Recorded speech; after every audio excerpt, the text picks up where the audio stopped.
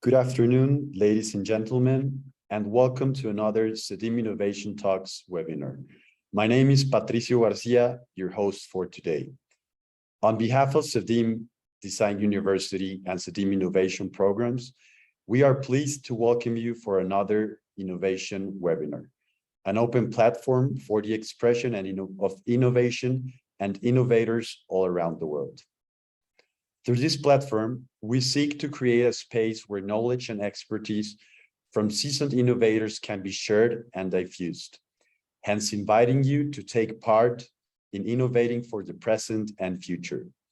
Today, we're honored to have our guest speaker, Marc Sniukas. In this CEDIM Innovation Talk, Marc will present how you can successfully design, build, and launch new growth ventures and startups. Before we begin, we would like to kindly introduce you to our guest speaker. Dr. Marc Sniukas has 20 years of experience working with senior leaders and their teams, helping them to deliver strategic innovation and organizational transformation. Former head of innovation at Deloitte, professor of management and innovation, board of advisors, Global Innovation Institute, author of several books on strategy, strategic innovation, and business model innovation. Welcome, Marc. It's a pleasure to have you here with us today for another Innovation Talks webinar. And we're confident we are all going to take some valuable insights and enjoy your talk today. Thank you for the nice introduction. So let me quickly share my screen. Good. So yeah, welcome also from my side to everybody. Thank you for taking the time for being with us here today. So we're going to talk about building new growth businesses. And while I'm talking, if you have any questions, please feel free to just submit them immediately. I'll also have some questions for you, so there will be some interaction, and I would invite you to participate by just putting your answers into the chat. Good, so let's get started with why new business building. Why is it interesting, and why is it also becoming more and more of a trend, especially for corporates? Now, here's a result from a McKinsey study. So they say that business building, new business building has become a top priority for driving organic growth, especially during the pandemic. So quite interestingly, that during the pandemic, lots of corporates, they have not stopped innovating, but they put even more resources and investment behind innovating, and they focus on launching new businesses. So it's a trend that we can see in corporate innovation all over the world, that the focus of corporate innovation is shifting more towards new business building. Why is that? So what is the motivation behind? Why are companies doing that? Well, here's just an example, a couple of typical goals and motivation. I also hear from my clients.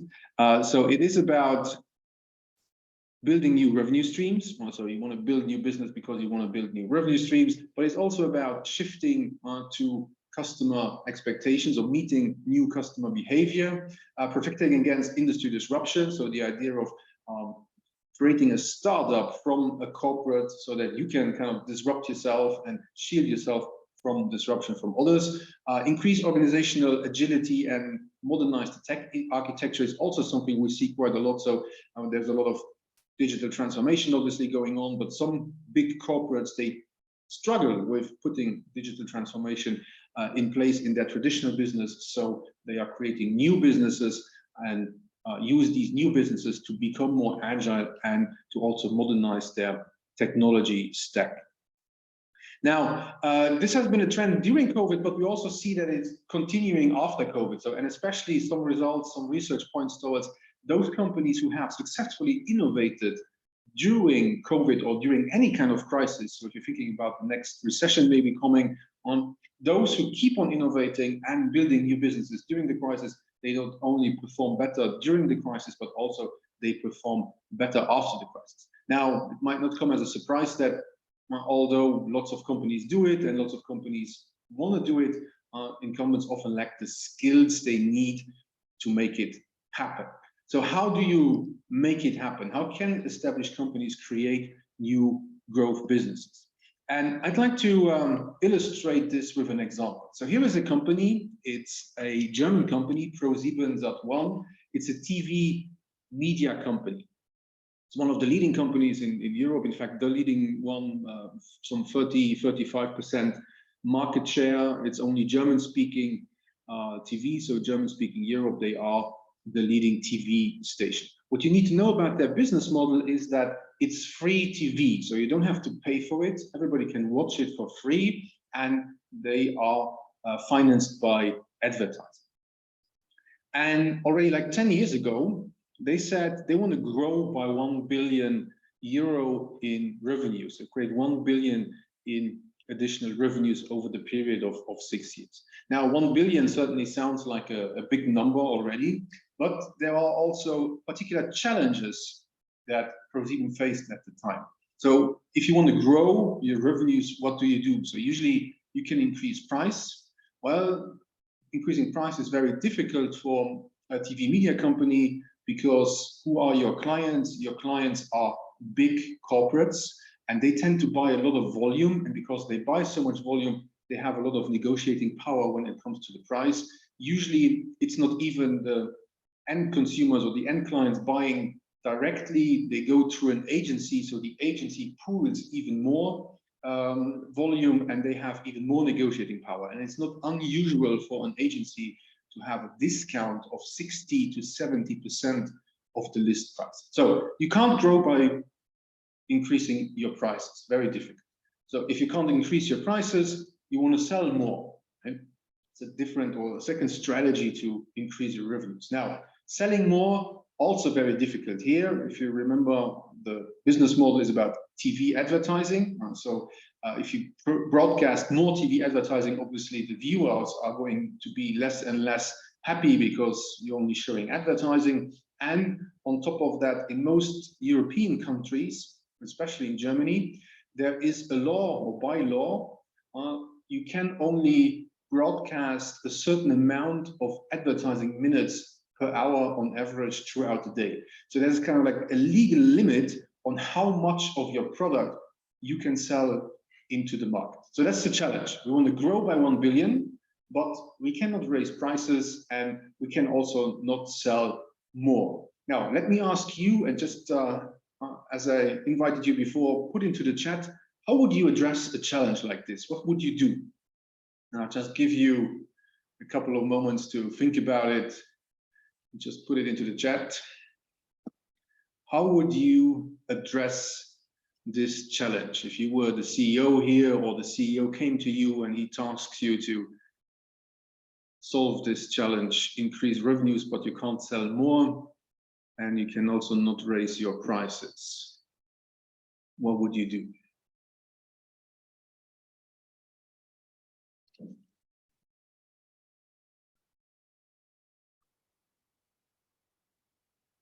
Yeah, no idea. Good. How would you address this challenge? Right, Raquel. So, well, while you're thinking about it, let me just start telling you what they actually did. So the question is, how do you find opportunities for new businesses? So you want to grow, where do you find the opportunity for innovation, for new growth, and for new businesses? Now, the first rule here is that by instinct, or we have learned a lot in business school and so on, that you should always keep your existing customers happy. And that's true. I mean, you need to keep them happy, but new growth is not going to come from them. Your happiest customers, they are probably buying already everything that they can, that they possibly can consume. So if you want to grow, it's not going to come from them. So first principle here is that you should look after customers who are underserved, who are unhappy, or who are really completely neglected. And in the case of ProSieben, who is not a customer, well, it's startups and small and medium businesses. So I said that usually it's the large corporates, Coca-Cola, Nestle, Procter & Gamble, Unilever, and so on. They buy lots of TV advertising, but startups and small and medium companies, usually don't. And there's a good reason for that. The industry has never thought about addressing these customers. Obviously, one reason is because it's too expensive. And so that was also the first thought that ProSieben had said, well, these guys don't have the money, so it's hard to do any business with them. But then they went out and they actually started talking to startups and small and medium companies to figure out what is it really that's keeping them from doing TV advertising. And so they did the market research, if you like. And so CEDIM talks a lot about design thinking. So you go out and you engage with your potential customers to find out what is it that they need and what is it that is keeping them from doing business with you. So obviously, some companies can simply not afford it. But then, interestingly, they also found out that some companies, startups and small and medium enterprises, they would be interested in doing TV advertising. They have the money, they can afford it, but they don't want to spend it on something with an uncertain outcome. They want to run the risk of losing the money. And thirdly, there is some companies that they can afford it. They are also willing to take the risk, but they don't know how it works. And they don't have the experience of doing TV planning and executing TV media campaigns. So here you have an opportunity. That's the opportunity. You have a customer group that's currently underserved. Nobody is doing business with them.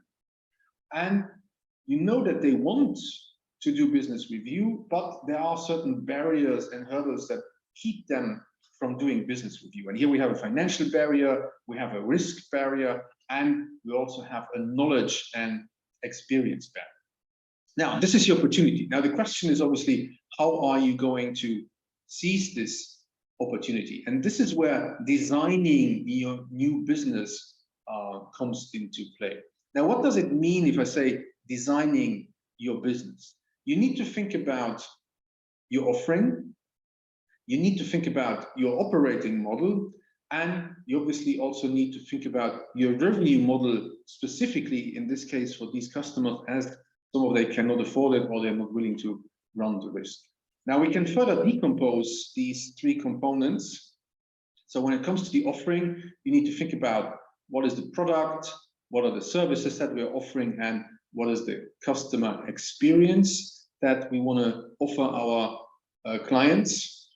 When it comes to the designing the operating model, you need to think about what are the activities that we need to be carrying out to be able to produce and deliver our offering and delivering the customer experience. You need to think about what are the resources you need to be able to perform the activities. You can think about who is going to do it. Do you have to do it, or can you partner with somebody else? Like if you're thinking about the example here on the slide illustrates Amazon, for example. So you have delivery is a key activity for Amazon, which is quite important, and then you need the vans and everything as a resource.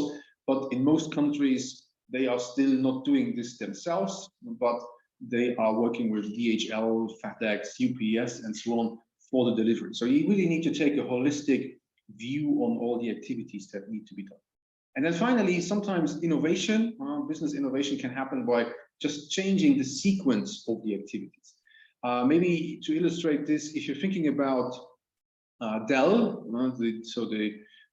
in the early days when Dell launched its new company, or it became popular, they had an innovative business model.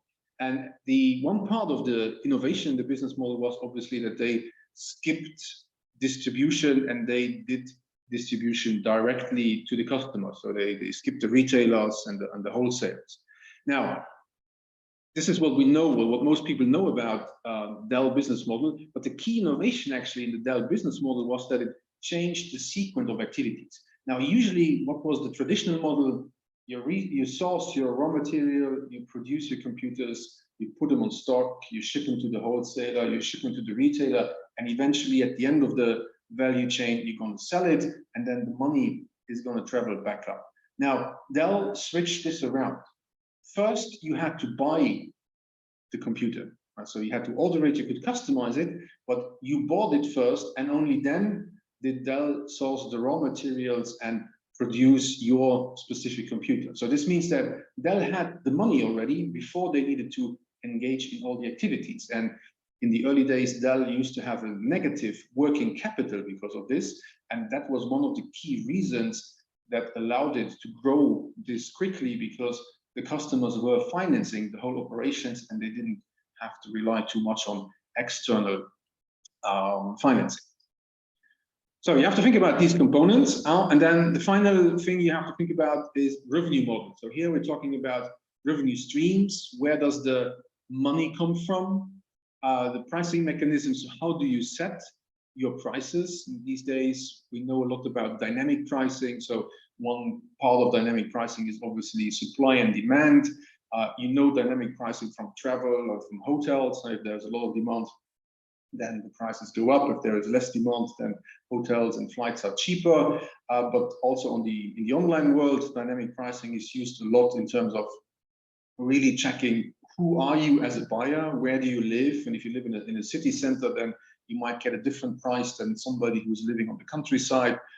If you're using the latest computer or the latest MacBook Pro, for example, so people know that's quite expensive, so you are more likely to be able to afford a little bit more, so you're getting a different price than if you are accessing the website on a cheap or an old Windows computer. So that's dynamic pricing. And finally, especially in the B2C world, you have to think about payment mechanisms. How do you allow your customers to pay? When do you allow your customers to pay everything up front, in installments, these kind of things. Here's an example. So we talked about Amazon. Amazon UK, for example, does no longer allow you to pay with a Visa card because they had issues and they have discussions with Visa over the fees that they have to pay. So Amazon UK stopped using Visa. So if you have a Visa card, you can no longer buy at Amazon.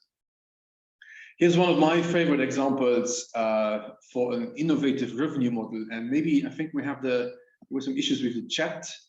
Maybe the chat is up and running now, so we can try again. So here is this is an example of a coffee shop. So it's pretty much like a Starbucks, a French chain. And the difference to Starbucks, though, is that the coffee is for free. So think about it for a second. Here is a coffee shop which gives away the core product, which generates revenues for other coffee shops for free. So my question is, where does the money come from? What is the revenue stream?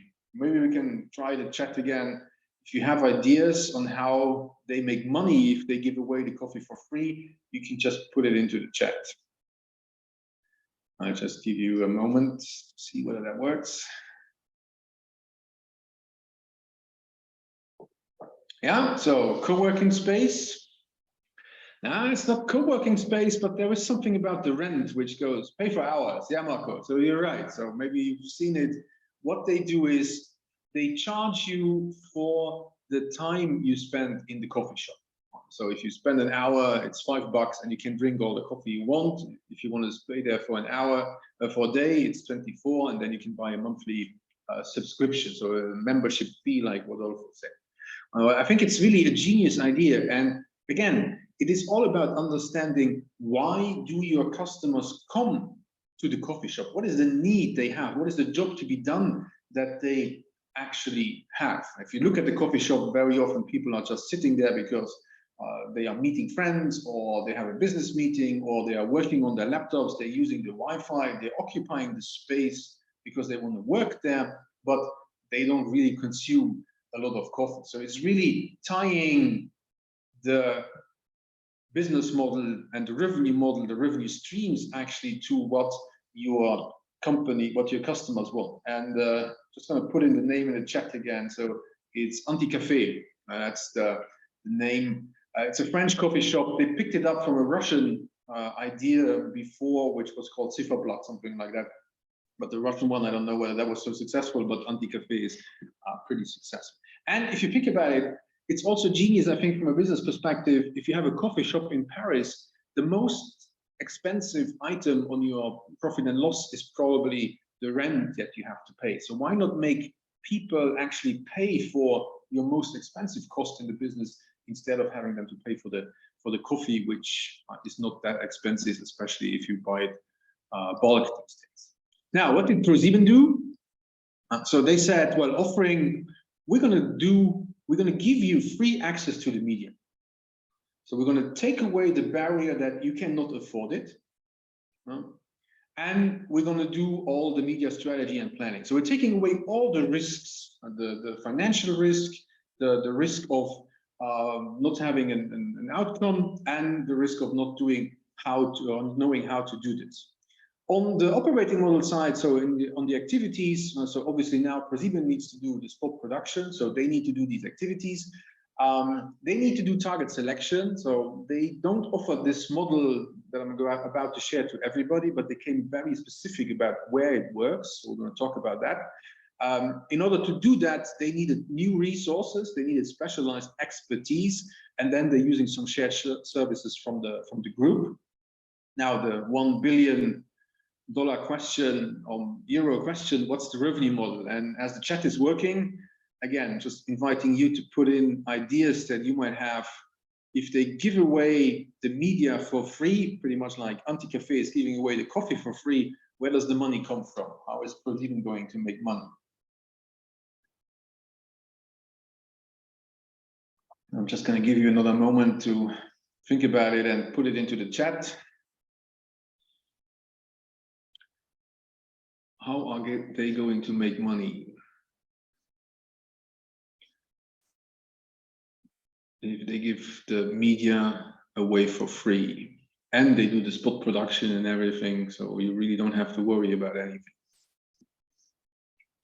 They charge for the production of the advertising. No, that's included in the offer. Membership, consulting and production campaign planning. No, that's also, all of that is included. So the offering, everything on the left side here on the slide is free. The offering is completely free.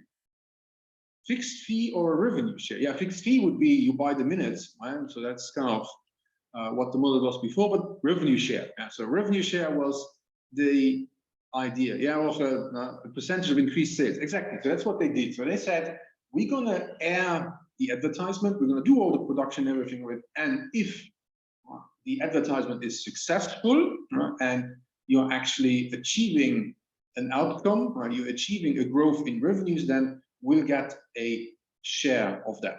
Now, this was the basic idea. So it was really not more complicated than this. So it was not a 200 slides PowerPoint deck. This was really just the idea. So they went out, they asked startups, small and medium companies if they were interested and why they are not buying, and then they came up with this idea. It was also a very small team at the time. At this stage, there was only 2 people doing this. There was a senior VP who was involved, who knew the company well, and the other guy was fresh out of business school, so a very small team working on this idea. Now, so the question now is obviously, we have this idea, is it going to work or not? And how can we maybe test whether it is going to work or not? So that's the next stage. So first stage, you need to find the opportunity. Second stage, you need to have the initial idea. And then third stage is you need to validate and test. Now, we all know, especially in the corporate setting, usually you have to do lots of analysis, lots of planning, lots of committees that you need to go through to get the resources, to get the budget, to get the approval to be able to do something. But as we all know, planning is nice, but that's not what happens in real life. So what we see here is more of a, what I called here, strategic innovation.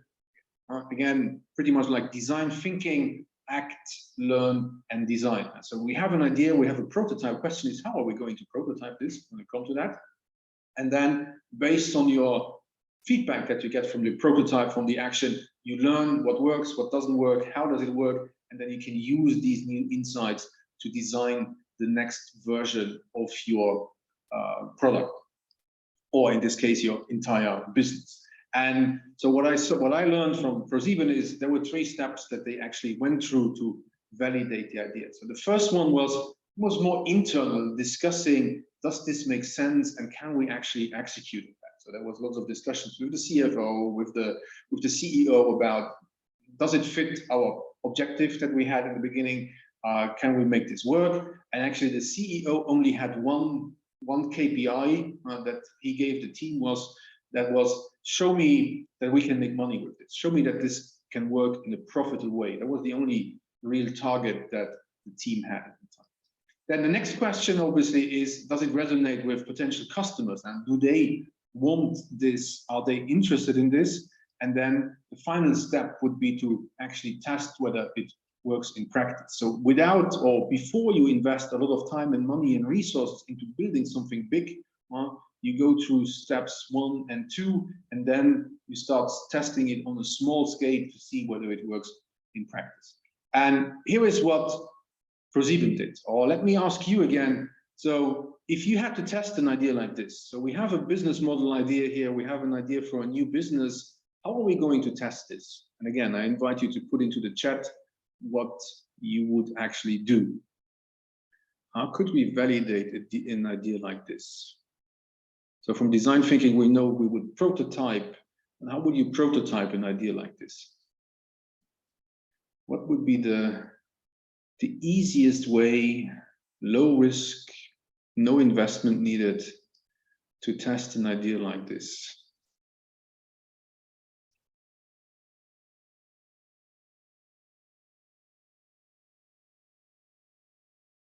Good question, thank you. Yeah. So, any ideas? Just shoot. There's no right or wrong answer. Surveys and elevator pitches with potential customers. Yeah, test with an MVP. Yeah. So, but what is the MVP here? What could be, David? What could be the MVP here for this particular product or this particular business idea? One single ad client. Yeah. So, okay. So, do one ad with a client. That's already step 3, I would say. Right? So here we had, so the second step was, so we said the first step is done. We internally said it works. Right? Second step is, does it resonate with customers? And then the third step would be, does it work in practice? So the ad client thing is for me more, it works already in practice. Use current capabilities to test. Yeah, well, what are we going to test and how? Lo-fi prototype. And what is the prototype? Yeah, you're on the right track, but a little bit more specific, a little bit more granular. What is the prototype here? What is the MVP here? Okay, so not gonna torture you any longer. They just issued a press release. So very, very low cost. I mean, there was no effort involved at all. They just wrote a 1-page press release. They said, this is the idea we have.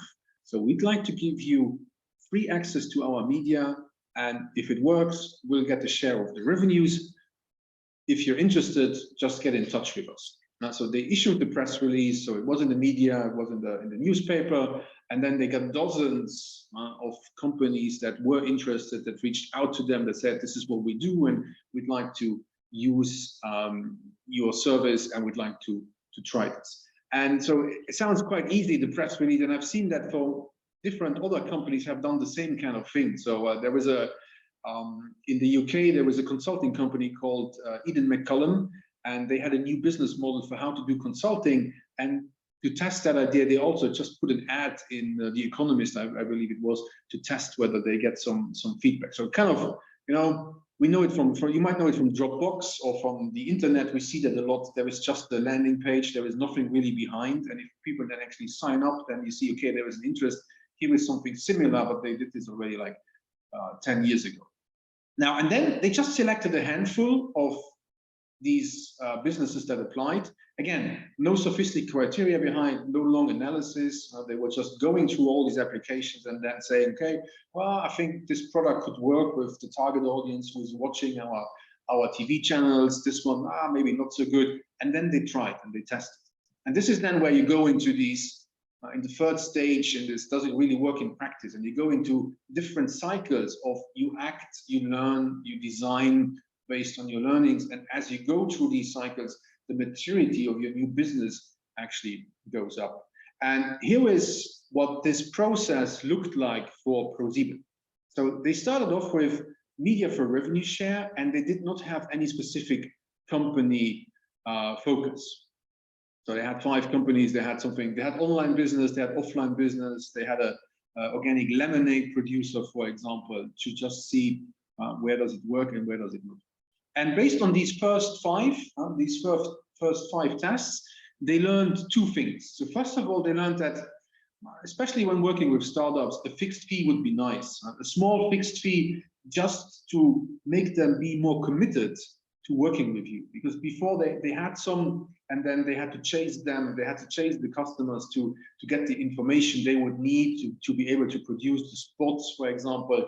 And they said, well, let's just, a small fixed fee, I think it was 10,000 euros or roughly 10,000 UF, which is nothing compared to the 100,000 that a TV campaign can cost.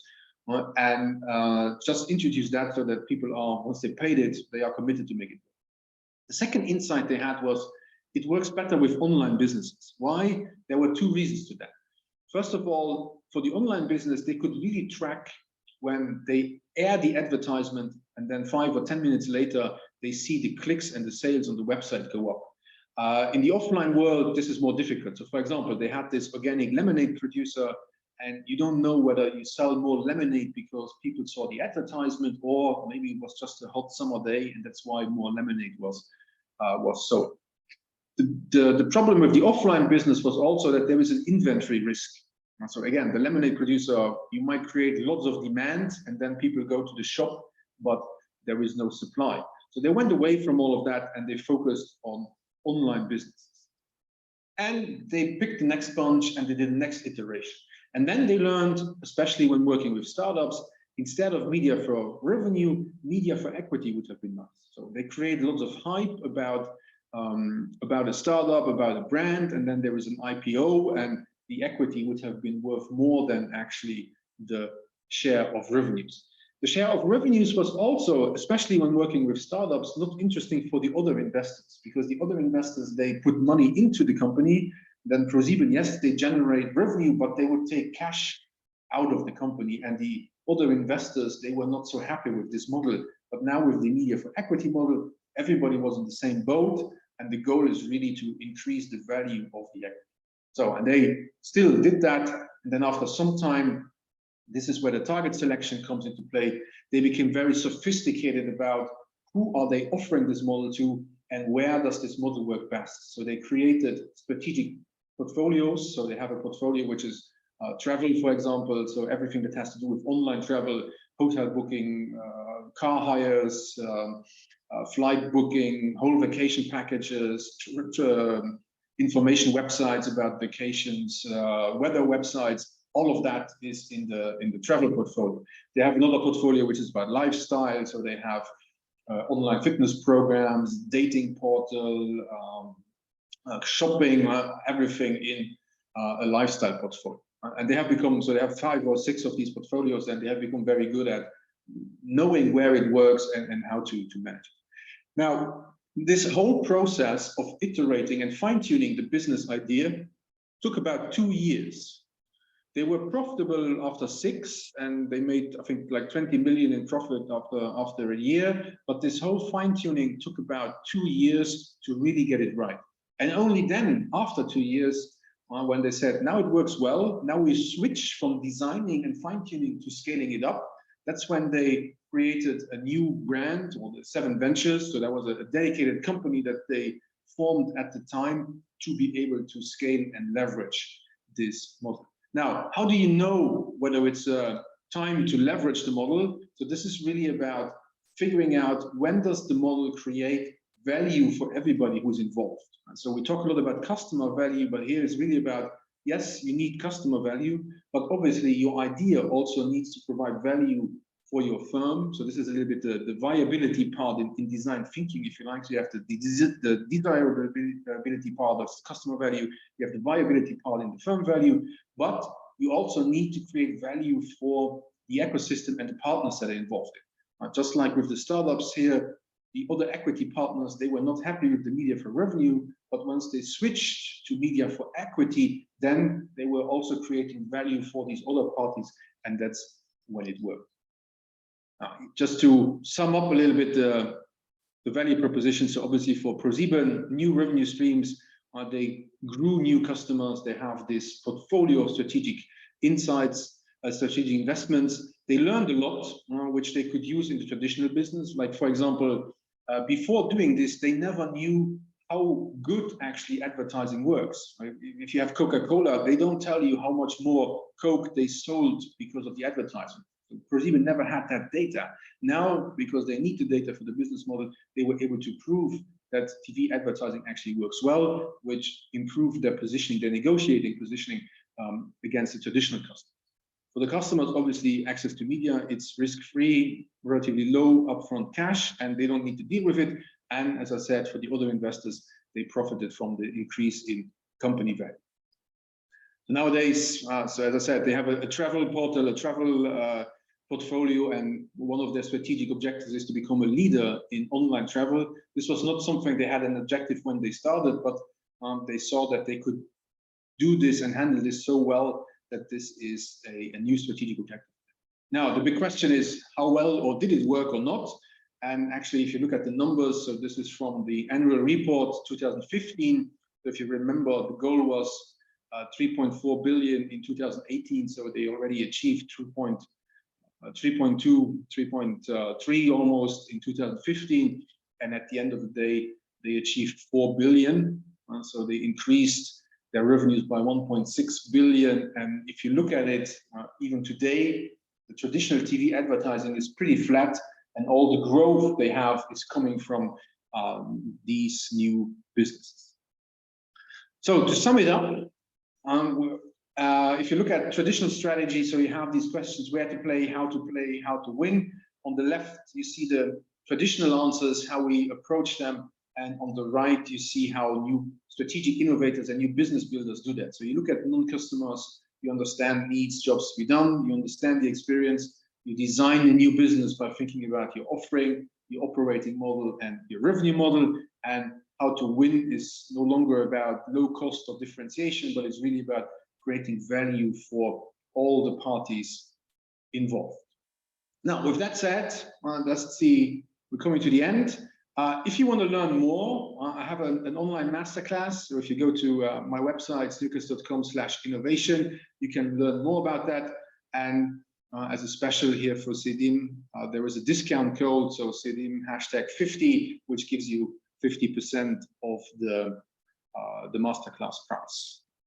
And you also find some contact information if you want to reach out. That's it from my side. So thank you very much for your attention. I hope it was valuable. And yeah, just send in your questions so that we can discuss these. Thank you. So thank you very much, Marc. If you want to send your questions, ask anything, you can do it through the chat, and we'll have time to answer them. So I think we had some, there was a comment here by Marco, I think, getting the real revenue data from the startups. Yeah, sure. So that was contractual. So they put all these things in the contract to see what is the revenues before and what is the revenues after. And as I said, what worked really well here is just using the analytics on the website, because that was really, they could prove that advertisement was aired at 8 p.m., for example, and at 8:10 you see the clicks on the website and the sales on the website go up. And they were actually able to prove that this effect, the impact an advertisement has, was about 2 or 3 days. So 2 or 3 days, you could see that the sales were up, and then it would go down again, and then they would air the next advertisement. Why you think it's successful? Because it's massive, amplifies the message, reaches many potential customer users. Yeah, for the startups, obviously it was going out and being visible to millions and millions of customers, which otherwise would have been very difficult to do. In fact, one of their early success cases, I'm just going to put it into the chat, was a company called Zalando. It's a little bit like Zappos. So it's an online fashion retailer, and that was one of the first companies that ProSieben had in the portfolio, and they had a massive IPO driven a lot by the TV advertising that they did. So I think the core message behind the learning behind is really that this business, also the ProSieben business, took off so massively because they were able to offer massive value to their customers. I think that's a key thing here, right? That this new business, if you're creating a new business, it needs to add new value. It needs to create new value for either your existing customers or for your new customers to make them really want to work with you. What approach did they follow to avoid other companies from copying the model while they were iterating? That's so quite interestingly. I mean, in the beginning when they launched, like so often with business innovation, nobody believed that this could actually work. So the others, they were not really interested in it because they said, "Oh, gee, this is never going to work. How could you make money out of these underserved customers?" Also because traditionally, startups, small and medium companies, nobody in the TV industry is interested in working with them. Right? So because the thinking was always, they don't have money. We can't make money with them because they can't pay our prices. So they were stuck in that frame of mind that you have to sell it. And because of the innovative revenue model here, that's what make it successful. So, and only like after then 2 years, obviously ProSieben did not talk too much about the big successes they had over the 2 years. So everybody knew it was there, but nobody knew actually how well it was working until then they started publishing the annual reports. And then at some point after like 2 years, you really saw the billions in additional revenue. But by then it was already too late. So, but then ProSieben had already a couple of years, 2-3 years actually advantage, and others tried to do it. So the biggest competitor would be RTL. They tried doing it, but they never could kind of catch up with what ProSieben had done.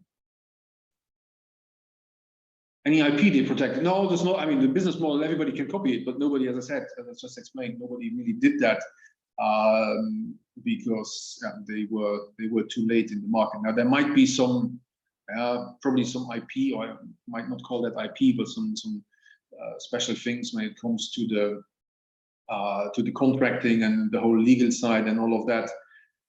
Meanwhile, they also then established lots of good relationships with VCs, so with venture capital partners, and some of these investments where they build up the companies early on. At some stage, they hand them off to a venture capital company. They sell their equity in the venture capital company even before it goes into an IPO.